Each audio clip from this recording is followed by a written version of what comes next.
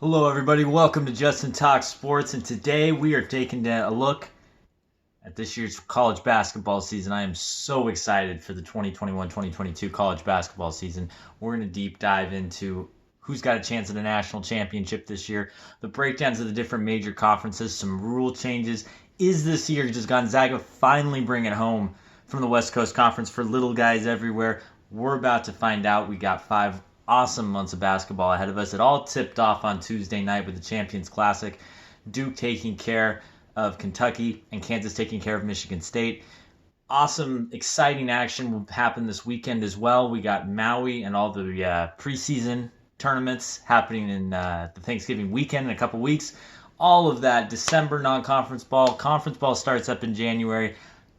College basketball is my favorite season. I am so excited for it. And this is a fun year with a lot of really interesting teams. It's going to be really fun to see what everybody does. A lot of fun storylines, and we're going to get right into it.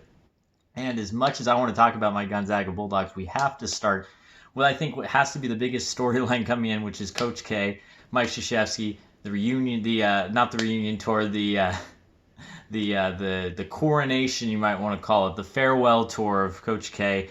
And I'm preparing you, if you paid attention at all to the Champions Classic on Tuesday, that's just a taste. We are going to be tired of this from the get-go. I'm already tired of the Coach K farewell tour, and we are going to be getting nothing but it for 5 months. Every game Duke plays, it's going to be, this is the last time Coach K is doing this. This is the last time. Let's give him an award here, an award there, give him a plaque. Champions Classic, they gave him a poster that was framed, really just like a picture of him. Really weird. But these are the sorts of things that we can expect, I think, all season long. So if you're going to watch a Duke game, my suggestion to you is, unless you are a big-time Coach K fan and you're digging all of this, but if you're a North Carolina guy, if you're someone like me who just thinks it's all overkill, turn away before the game, turn away during halftime, because that's all you're going to hear. And hopefully, my hope is that we get some of this stuff early in the season. It kind of cools off. When he does his last game against North Carolina, when he does the ACC tournament, the last game at Cameron, that's going to be ridiculous and obnoxious. But you can handle that, and then when the NCAA tournament comes, they will be a giant storyline, but that's good for the tournament. That's fun. That's exciting, because at least for me, there'll be a villain, someone to root against. Maybe for some of the country, they'll be the team to root for. What I think makes all of this fun and interesting is that for the first time in a couple of years, Duke is really a team to pay attention to. Last year's Duke team didn't make the tournament. Coach K kind of tried to cancel the season almost. They lost back-to-back games at home in the non-conference. Lost one to Illinois, and then Coach K comes out and says he doesn't think we should be playing during a pandemic. I'm sure it had nothing to do with losing back-to-back non-conference games at home. Nate Oates kind of called him out, the Alabama coach. There was a whole kerfuffle. Regardless, this year's team, Paulo Banchero is a name to remember. Okay, him and Chet Holmgren are going to be the 2 best freshmen in the country, almost certainly. He is fantastic. Was really excited to see him play his first game. He played against Kansas. The guy's mid-range jumper. He's a 6'9", can play the forward, can handle the rock a little bit. But watching his mid-range jumper, a kind of shot that you don't see out of a lot of players anymore, and you definitely don't see out of younger players. It was an incredibly developed jumper. They fed him the ball at the elbow and at the free throw line, or out on the block, and he faced up 4, 5, 6 different times, and he's able to knock it down. He banked one in. This is fun. He's a fantastic player, and he's not the only guy on this Duke team. All right, this Duke team brings in, it returns Joey Baker as well. This is a fun Duke team, and that's what's going to be really exciting about this season. Trevor Keels, the freshman point guard, went off at 25 against Kansas. Okay, so Banchero's going to get the recognition, right? And he's going to be the guy most likely that's competing for Player of the Year, All-American, Freshman of the Year, that whole deal. But watch out, okay, for Trevor Keats as well. So these are 2 guys that are, like I said, it's going to be a really fun team. I'm excited for it. As much as I am not someone that's going to be pulling for Duke to win the national championship, every step Duke's take, if Duke comes into March with a shot at winning this thing, it's going to make the entire tournament more exciting, because that is going to be the giant overriding storyline of the entire thing. Which takes us to what might be the second biggest storyline coming in. And again, it's not Gonzaga, it's UCLA. UCLA comes into the season ranked number 2, and they return essentially the entire team that went to the Final Four last year and only lost because Jalen Suggs hit a 35-foot bank shot at the buzzer in overtime. This is a fun team to watch. Johnny Juzang comes back. Jaime Jaquez. They bring back Tiger Houston. Right, that's a fun group. Peyton Watson, freshman, 5-star recruit, the kind of guy that UCLA for a while there was not getting. Mick Cronin getting the job done as the coach, bringing in guys like that. They bring in the transfer, the big man from Rutgers, Miles Johnson. This is a really solid core group of players. It's going to be fascinating to watch whether this UCLA team was the team that played for 4 months last year and struggled through the Pac-12 and lost 4 straight games before barely sneaking into the first 4 of the tournament? Or is the real UCLA team the team that won 5 in a row, that got to the Final Four, and didn't do it in a flukish way? Looked like they were just as good as the teams that they were playing. Looked like they hung on the floor with Michigan. That Johnny Juzang looked like one of the best players in the country. Is this the team we're going to see? There really are 2 UCLAs. I'm fascinated to see which UCLA is the one that shows up. We're going to find out right off the bat. Friday night, they play Villanova, 8:30 Pacific, at home. Villanova's flying across the country.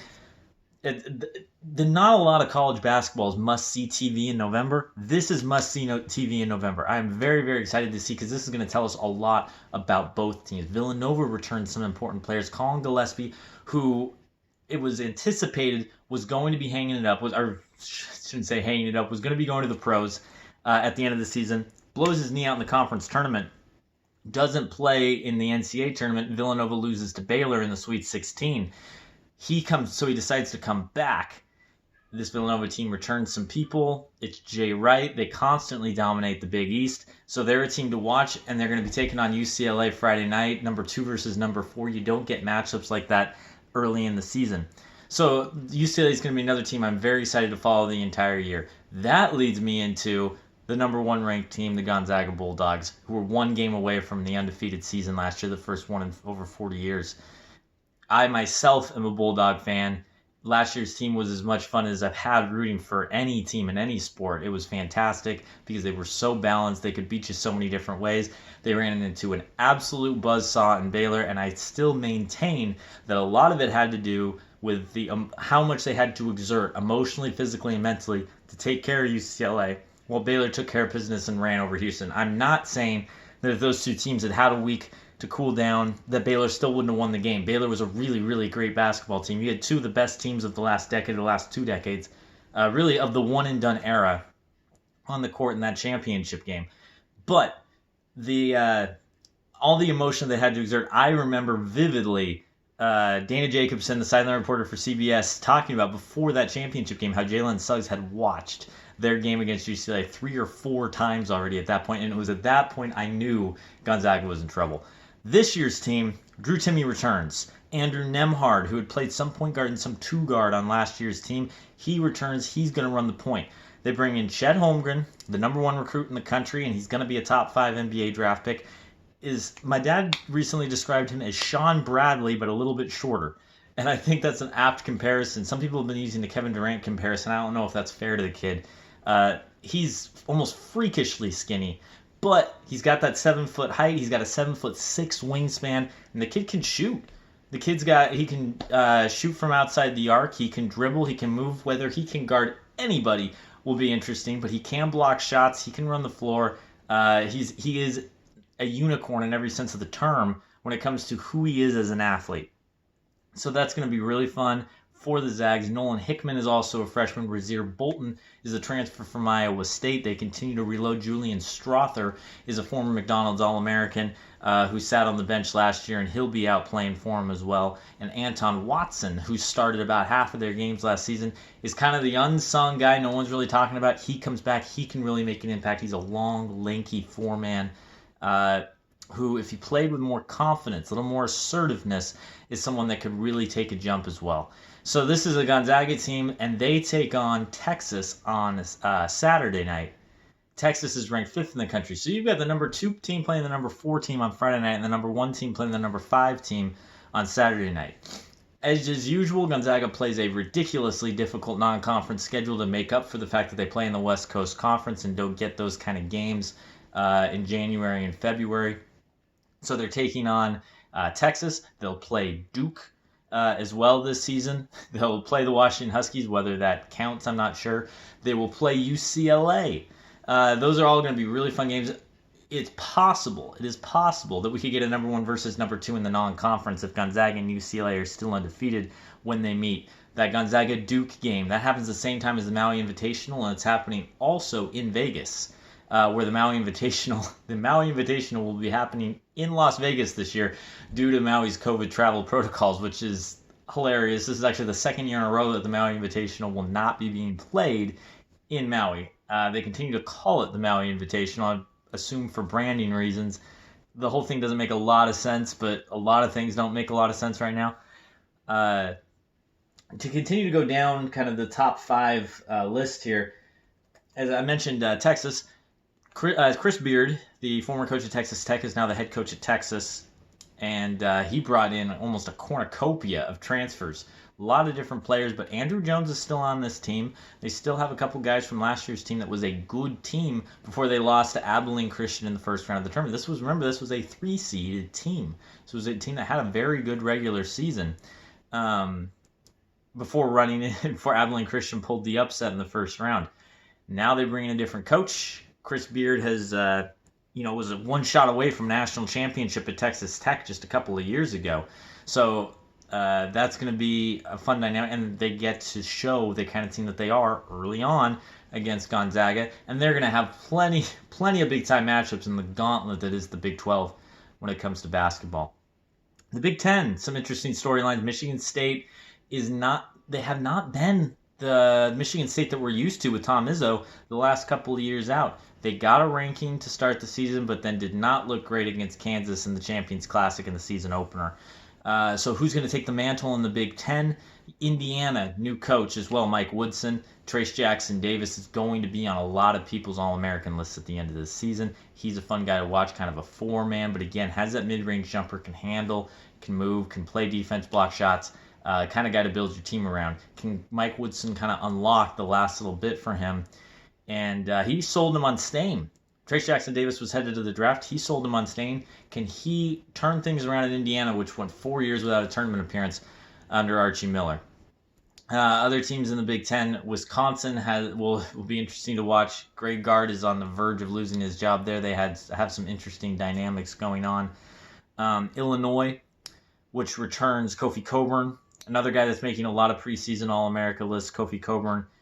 Big man, doesn't have great feet. He's hoping to show NBA scouts that he can move, that he can guard in the pick and roll, right? That he can stick with guys out on the perimeter. If he can show teams that, if he can show teams any semblance of a jump shot, that's really going to help his NBA draft stock, and it's going to help the Fighting Illini this season, coached by Brad Underwood. Michigan, another team to really watch. Juwan Howard had that team on the verge of a Final Four last season. Ran into UCLA and really ran into... they could not make a shot down the stretch. Franz Wagner especially could not make a shot down the stretch. They're led by another big man, Hunter Dickinson. This is a season of more traditional big men. Drew Timme, Kofi Coburn, Hunter Dickinson, these kind of guys, even Banchero. These are guys that play in a more traditional style, a back to the basket sort of way, or they'll face up, but they're not playing out on the perimeter necessarily. And that's fun, right? That's fun because that's different than the kind of ball you see in the NBA, and it might not help these guys when it comes to draft stock, but it does make the game more interesting, in my opinion. And Michigan's going to be fun in that sense.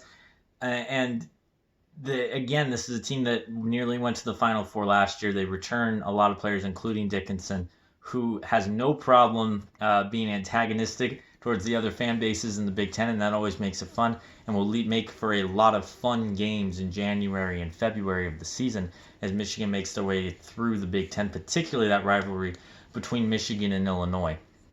You look at the ACC, right? Duke, North Carolina, new coach in Hubert Davis. Roy Williams hung it up. Virginia, does Tony Bennett have a rebound in him, right? It's weird that I even say that. They won the national championship 3 years ago, then the tournament got canceled, and then last year they were a 4 seed before losing to Ohio in the first round. It's not like they've fallen off a cliff, but they are not a perennially top 5, top 10 team that you kind of thought maybe we were going to be seeing. But does Tony Bennett have it in him to challenge with the top of the ACC, with Duke and with North Carolina? That's going to be interesting to check out. It's interesting that the ACC has just one team in the top 18. That's not what we're used to seeing from the ACC. So that's by and large what we've got for the my apologies for the college basketball season. Obviously, there's a lot more than just those teams out there, and there's a lot of storylines and a lot of things that I'll be keeping an eye on and covering as the season goes on. I didn't mention Kansas even, the number 3 ranked team, and they had no problem with Michigan State in the Champions Classic. Remy Martin, the transfer from Arizona State, is now playing point guard for them. If he can be anything like he was at Arizona State, but not be as ball dominant, be okay sharing the ball and leading their transition and fast break, getting the ball into their big men. If he can do that, like David McCarthy, if he can do that, then this is going to be a fun Kansas team. There's a lot of good teams out there this season. I don't think we're going to be hearing a lot of that no great team talk that analysts really love to throw out there around January when they're analyzing the bubble, and they say, well, there's just no great teams this year. There's just a lot of a lot of parity. Parity is the word. I don't think you're going to be seeing that this year. There wasn't that last year because you had Gonzaga and Baylor, and I think this year there's going to be teams that separate themselves at the top.